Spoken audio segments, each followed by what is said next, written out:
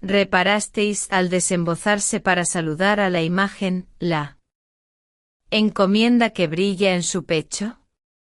A no ser por ese noble distintivo cualquiera le creería un longista de la calle de Culebras. Pues ese es el padre en cuestión, mirad cómo la gente del pueblo le abre paso y le saluda. Toda Sevilla le conoce por su colosal fortuna. Él solo tiene más ducados de oro en sus arcas que soldados mantiene. Nuestro señor el rey don Felipe, y con sus galeones podría formar una escuadra suficiente a resistir a la del gran turco. Mirad, mirad ese grupo de señores graves, esos son los caballeros 24. Hola, hola. También está él. Flamencote a quien se dice que no han echado ya el guante. Los señores de la Cruz Verde merced a su influjo con los magnates de Madrid. Este no viene a la iglesia más que a oír música. No pues si Maese Pérez no le arranca con su órgano lágrimas como puños. Bien se puede asegurar que no tiene su alma en su armario, sino friéndose en las calderas de Pero Botero. Ay vecina. Malo. Malo.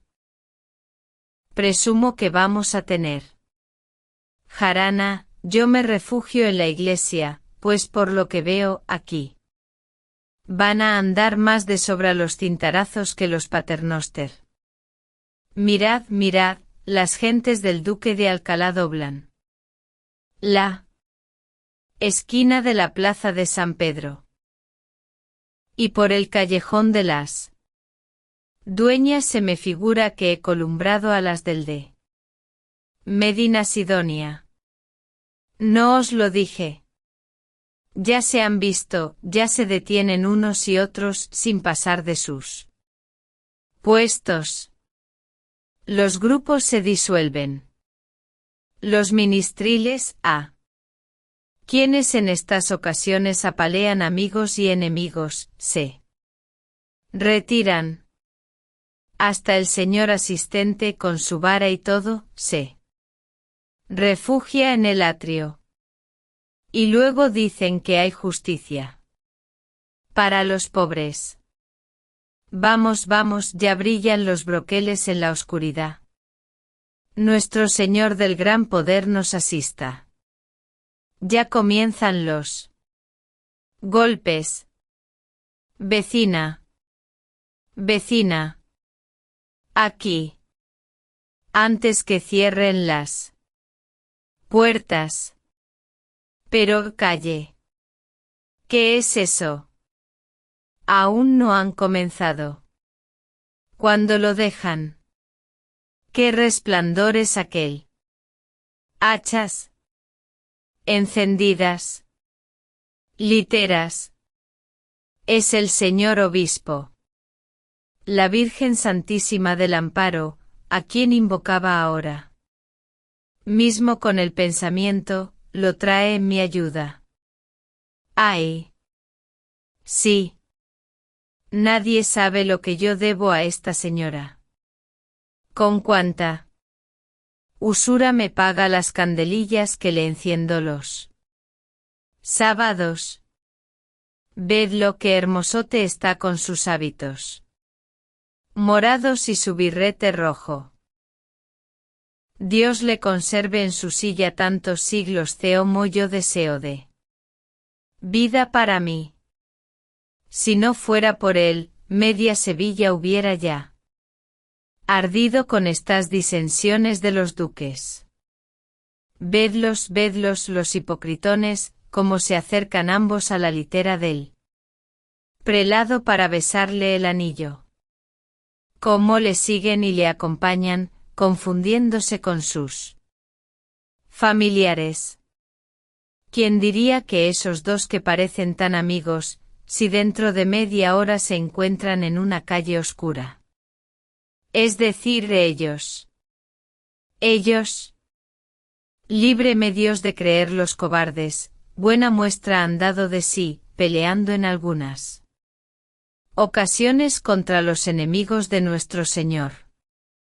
Pero es la verdad, que si se buscaran, y si se buscaran con ganas de encontrarse se encontrarían, poniendo fin de una vez a estas continuas reyertas, en las cuales los que verdadera mente baten el cobre de firme son sus deudos, sus allegados y su servidumbre.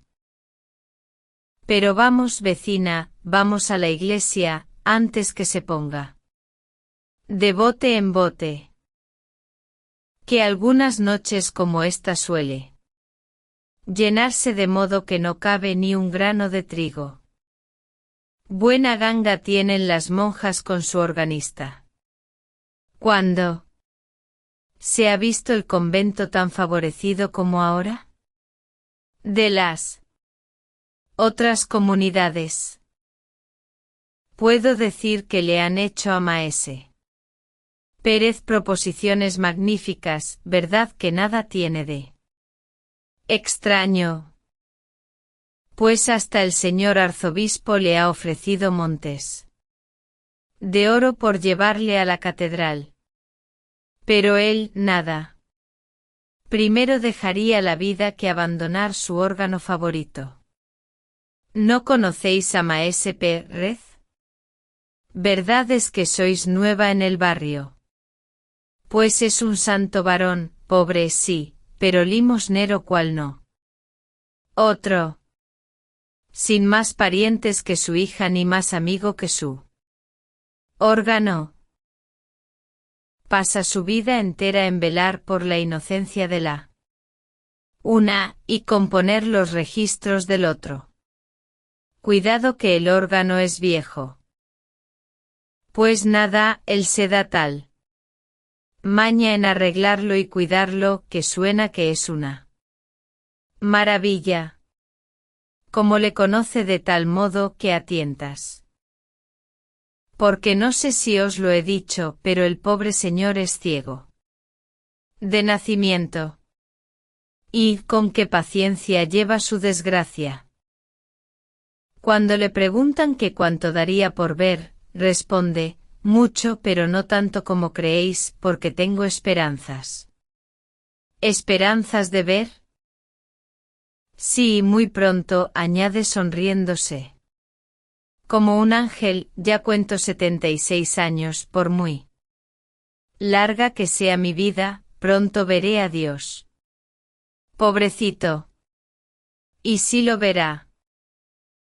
Porque es humilde como las piedras de la calle que se dejan pisar de todo el mundo. Siempre dice que no es más que un pobre organista de convento.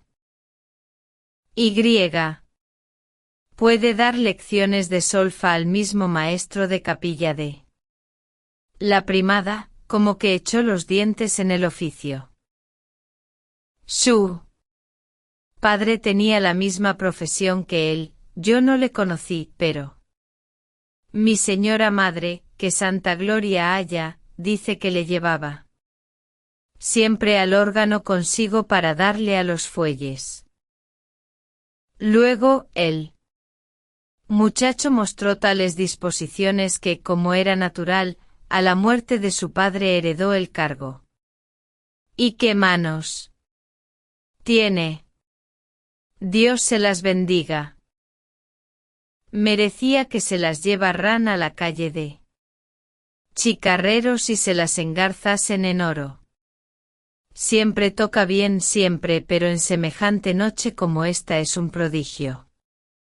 Él tiene una gran devoción por esta ceremonia de la misa del gallo y cuando levantan la sagrada forma al punto y hora de las 12, que es cuando vino al mundo nuestro Señor Jesucristo. Las voces de su órgano son voces De ángeles. En fin, que tengo de ponderarle lo que esta noche oirá. Baste el ver como todo lo demás florido de Sevilla, hasta el mismo señor arzobispo, vienen a un humilde convento para escucharle. Y no se crea que solo la gente sabida y a la que se le alcanza esto de la solfa conocen su mérito, sino que hasta el populacho. Todas esas bandadas que veis llegar con teas encendidas entonando villancicos, con gritos desaforados al compás de los panderos, las sonajas y las zambombas contra su costumbre, que es la de alborotar las iglesias, callan como muertos cuando pone Maese Pérez las manos en el órgano. Y cuando alzan no se siente una mosca. De todos los ojos caen lagrimones tamaños, y al concluir se oye como un suspiro inmenso, que no es otra cosa que la respiración de los circunstantes contenida mientras dura la música. Pero vamos, ya han dejado de tocar las campanas y va a comenzar la misa, vamos adentro. Para todo el mundo es esta noche Nochebuena, pero para nadie mejor que para nosotros.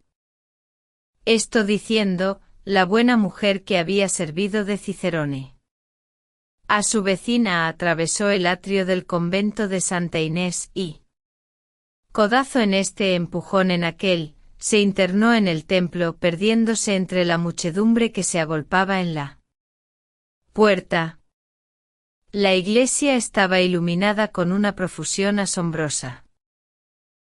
El torrente de luz que se desprendía de los altares para llenar sus ámbitos chispeaba en los ricos joyeles de las damas, que, arrodillándose sobre los cojines de terciopelo que tendían los pajes y tomando el libro de oraciones de manos de las dueñas, vinieron a formar un brillante círculo alrededor de la verja del presbiterio. Junto a aquella verja, de pie, envueltos en sus capas de color galoneadas de oro, dejando entrever con estudiado descuido las encomiendas rojas y verdes, en la una mano el fieltro cuyas plumas besaban los tapices, la otra sobre los bruñidos gavilanes del estoque o acariciando el pomo del cincelado puñal, los caballeros 24, con gran parte de lo mejor de la nobleza sevillana, parecían formar un murro destinado a defender a sus hijas y a sus esposas del contacto de la plebe, esta que se agitaba en el fondo de las naves con un rumor parecido al del mar cuando se alborota, prorrumpió en una aclamación de júbilo, acompañada del discordante sonido de las sonajas y los panderos, al mirar aparecer al arzobispo, el cual, después de sentarse junto al altar mayor, bajo un solio de grana que rodearon sus familiares, echó por 3 veces la bendición al pueblo. Era la hora de que comenzase la misa. Transcurrieron, sin embargo, algunos minutos sin que el celebrante apareciese. La multitud comenzaba a rebullirse, demostrando su impaciencia, los caballeros cambiaban entre sí algunas palabras a media voz.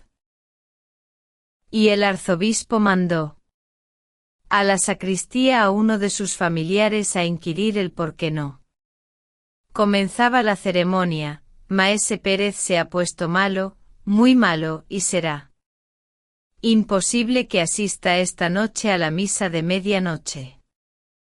Esta fue la respuesta del familiar. La noticia cundió instantáneamente entre la muchedumbre. Pintar el efecto desagradable que causó en todo el mundo sería cosa imposible, baste decir que comenzó a notarse tal bullicio en el templo, que el asistente se puso de pie y los alguaciles entraron a imponer silencio confundiéndose entre las apiñadas olas de la multitud. En aquel momento un hombre mal trazado, seco huesudo y bisojo por añadidura, se adelantó hasta el sitio que ocupaba. El prelado, Maese Pérez está enfermo, dijo, la ceremonia no puede empezar. Si queréis, yo tocaré el órgano en su ausencia, que ni Maese Pérez es el primer organista del mundo, ni a su muerte dejará de usarse este instrumento por falta de inteligente.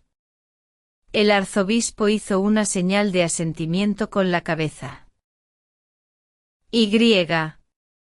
Ya algunos de los fieles que conocían a aquel personaje extraño por un organista envidioso, enemigo del de Santa Inés, comenzaban a prorrumpir en exclamaciones de disgusto, cuando de improviso se oyó en el atrio un ruido espantoso. Maese Pérez está aquí.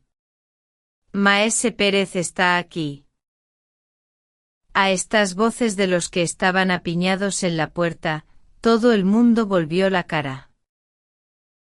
Maese Pérez, pálido y desencajado, entraba en efecto en la iglesia, conducido en un sillón, que todos se disputaban el honor de llevar en sus hombros. Los preceptos de los doctores, las lágrimas de su hija, nada había sido bastante a detenerle en el lecho. No había dicho, esta es la última, lo conozco, y no quiero morir sin visitar mi órgano, y esta noche sobre todo, la noche buena. Vamos, lo quiero, lo mando, vamos a la iglesia. Sus deseos se habían cumplido. Los concurrentes le subieron en brazos a la tribuna y comenzó la misa. En aquel punto sonaban las 12 en el reloj de la catedral. Pasó el introito y el evangelio y el ofertorio. Y llegó el instante solemne en que el sacerdote, después de haberla consagrado, toma con la extremidad de sus dedos la sagrada forma y comienza a elevarla. Una nube de incienso que se desenvolvía en ondas azuladas llenó el ámbito de la iglesia, las campanillas repicaron con un sonido vibrante y Maese Pérez puso sus crispadas manos sobre las teclas del órgano. Las 100 voces de sus tubos de metal resonaron en un acorde majestuoso y prolongado, que se perdió poco a poco, como si una ráfaga de aire hubiese arrebatado sus últimos ecos a este primer acorde que parecía una voz que se elevaba desde la tierra al cielo. Respondió otro lejano y suave que fue creciendo hasta convertirse en un torrente de atronadora armonía. Era la voz de los ángeles que, atravesando los espacios, llegaba al mundo.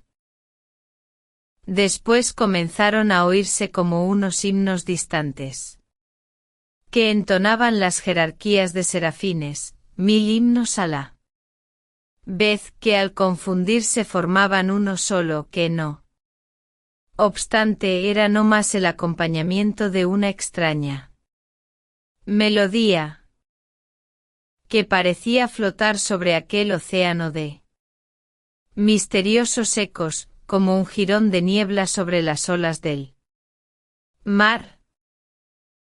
Luego fueron perdiéndose unos cantos, después otros. La combinación se simplifica. Vea.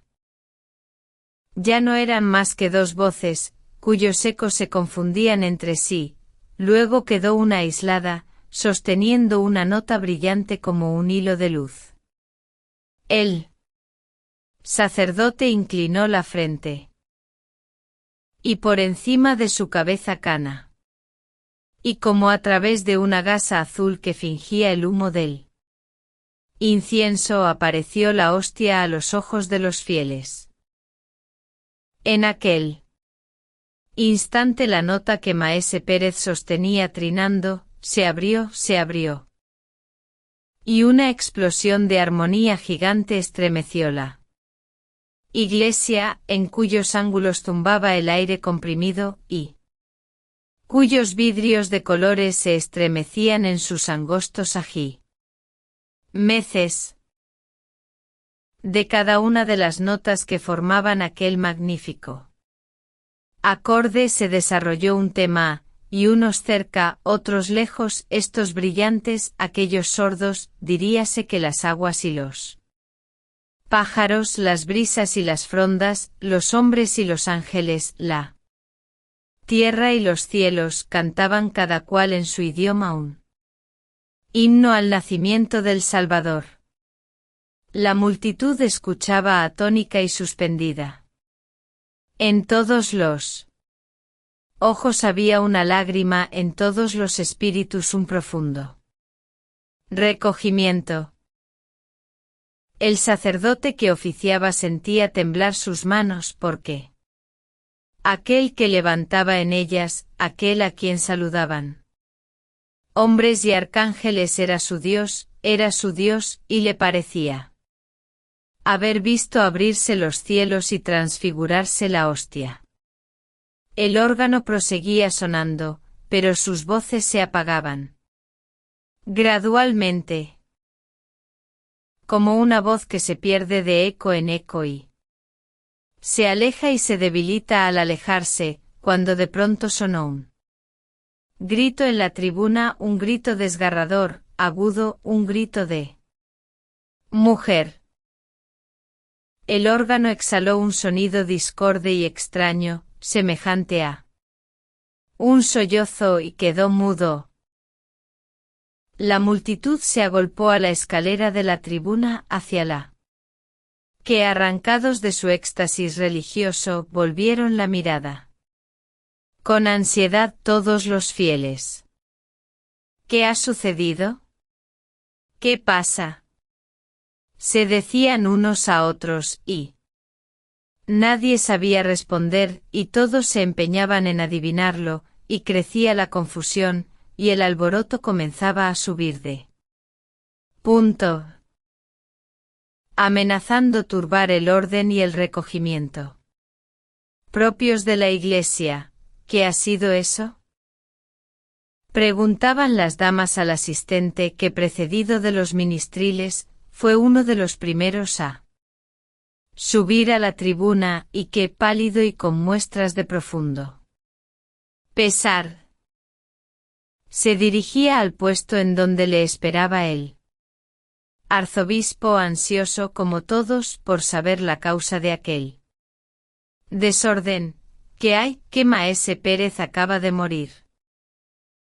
En efecto, cuando los primeros fieles, después de atropellarse por la escalera, llegaron a la tribuna, vieron al pobre organista caído de boca sobre las teclas de su viejo instrumento, que aún vibraba sordamente mientras su hija, arrodillada a sus pies, le llamaba en vano entre suspiros y sollozos. Buenas noches, mi señora doña Baltasara, ¿también usarced viene esta noche a la misa del gallo? Por mi parte tenía hecha intención de irla a oír a la parroquia, pero lo que sucede. ¿Dónde va Vicente? ¿Dónde va la gente? Y eso que si he de decir la verdad. Desde que murió Maese Pérez parece que me echan una losa sobre el corazón. Cuando entro en Santa Inés. Pobrecito. Era un santo. Yo. De mí sé decir que conservo un pedazo de su jubón como una reliquia, y lo me recé. Pues en Dios y en mi ánima, que si el señor arzobispo tomara mano en ello, es seguro que nuestros nietos le verían en los altares. Mas como ha de ser. A muertos y a idos, no hay amigos. Ahora lo que priva es la novedad. Ya me entiende Usarced. Que no sabe nada de lo que pasa. ¿Verdad que nosotras nos parecemos en eso, de nuestra casita a la iglesia, y de la iglesia a nuestra casita, sin cuidarnos de lo que se dice o déjase de decir? Solo que yo así. Al vuelo. Una palabra de acá, otra de acullá. Sin ganas de enterarme. Siquiera suelo estar al corriente de algunas novedades. Pues sí, señor, parece cosa hecha que el organista de San Román, aquel bisojo que siempre está echando pestes de los otros organistas, perdulariote que más parece jifero de la puerta de la carne que maestro de solfa, va a tocar esta Nochebuena en lugar de Maese Pérez. Ya sabrá Usarced. Porque esto lo ha sabido todo el mundo y es cosa pública en Sevilla, que nadie quería comprometerse a hacerlo. Ni aun su hija, es profesora, y después de la muerte de su padre entró en el convento de novicia. Y era natural, acostumbrados a oír aquellas maravillas, cualquiera otra CEO. Sa había de parecernos mala, por más que quisieran evitarse las comparaciones. Pues cuando ya la comunidad había decidido que, en honor del difunto y como muestra de respeto a su memoria, permanecería callado el órgano en esta noche, hete aquí que se presenta nuestro hombre diciendo que él se atreve a tocarlo. No hay nada más atrevido que la ignorancia. Cierto que la culpa no es suya, sino de los que le consienten esta profanación. Pero así va el mundo. Y digo, no es cosa la gente que acude. Cualquiera diría que nada ha cambiado desde un año a otro. Los mismos personajes, el mismo lujo, los mismos empellones en la puerta, la misma animación en el atrio, la misma multitud en el templo. ¡Ay! Si levantara la cabeza el muerto, se volvía a morir por no oír su órgano tocado por manos semejantes. Lo que tiene que, si es verdad lo que me han dicho las gentes del barrio, le preparan una buena al intruso.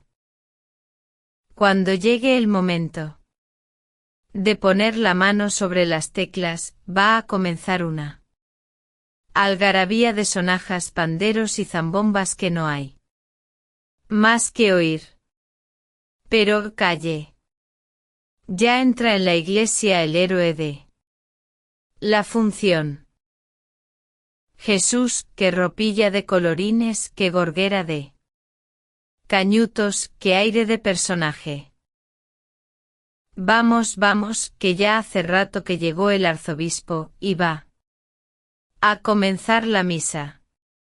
Vamos, que me parece que esta noche va a darnos que contar para muchos días. Esto diciendo la buena mujer que ya conocen nuestros lectores por sus exabruptos de locuacidad, penetró en Santa Inés abriéndose, según costumbre, un camino entre la multitud a fuerza de empellones y codazos. Ya se había dado principio a la ceremonia. El templo estaba tan brillante como el año anterior. El nuevo organista, después de atravesar por en medio de los fieles que ocupaban las naves para ir a besar el anillo del prelado, había subido a la tribuna, donde tocaba unos tras otros los registros del órgano con una gravedad tan afectada como ridícula. Entre la gente menuda que se apiñaba a los pies de la iglesia se oía un rumor sordo y confuso. Cierto presagio de que la tempestad comenzaba a fraguarse y no tardaría mucho en dejarse sentir. Es un truán que por no hacer nada bien, ni aun mira a derechas, decían los unos, es un ignorantón que después de haber puesto el órgano de su parroquia peor que una carraca, viene a profanar el de Maese Pérez, decían los otros. Y mientras éste se desembarazaba del capote para prepararse a darle de firme a su pandero, y aquel apercibía sus sonajas y todos se disponían a hacer bulla a más y mejor. Solo alguno que otro se aventuraba a defender tibiamente al extraño personaje, cuyo porte orgulloso y pedantesco hacía tan notable contraposición con la modesta apariencia y la afable bondad del difunto maese Pérez. Al fin llegó el esperado momento, el momento solemne en que el sacerdote, después de inclinarse y murmurar algunas palabras santas, tomó la hostia en sus manos. Las campanillas repicaron, semejando su repique una lluvia de notas de cristal, se elevaron las diáfanas ondas de incienso, y sonó el órgano. Una estruendoso algarabía llegó los ámbitos de la iglesia en aquel instante y ahogó su primer acorde. Zampoñas, gaitas, sonajas, panderos, todos los instrumentos del populacho alzaron sus discordantes voces a la vez, pero la confusión y el estrépito solo duró algunos segundos. Todos, a la vez como habían comenzado, enmudecieron de pronto. El segundo acorde, amplio, valiente, magnífico, se sostenía aún brotando de los tubos de metal del órgano como una cascada de armonía inagotable y sonora.